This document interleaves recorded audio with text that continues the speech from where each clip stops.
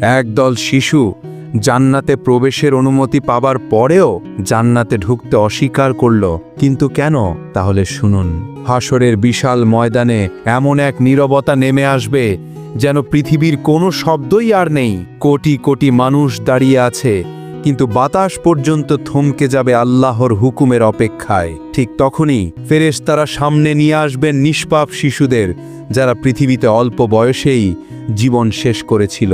তাদের মুখে ভয়ের বদলে থাকবে শান্তি, কারণ তারা জানে তারা নিরাপদ। তাদের উদ্দেশ্যে আল্লাহর পক্ষ থেকে একটি আদেশ আসবে, হে নিষ্পাপ শিশুরা, তোমরা জান্নাতের দিকে এগিয়ে যাও।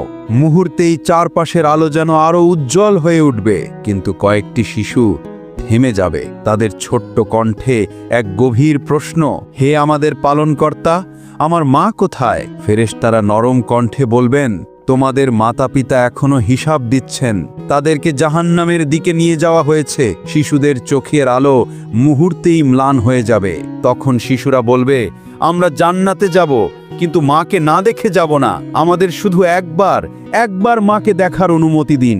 অনুমতি মিলবে, শিশুদের সামনে একটি পথ খুলে যাবে, যেখানে তারা তাদের মায়ের ছায়া দেখতে পাবে।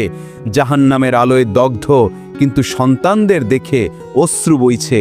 মা হাত বাড়াবেন, কিন্তু আগুনের শিখা তার পথে বাধা হয়ে দাঁড়াবে। শিশুরা কেঁদে বলবে, হে আল্লাহ, যে মা আমাদের পৃথিবীতে আগলে রেখেছিল, আমরা তাকে ছাড়া জান্নাতে যাব না।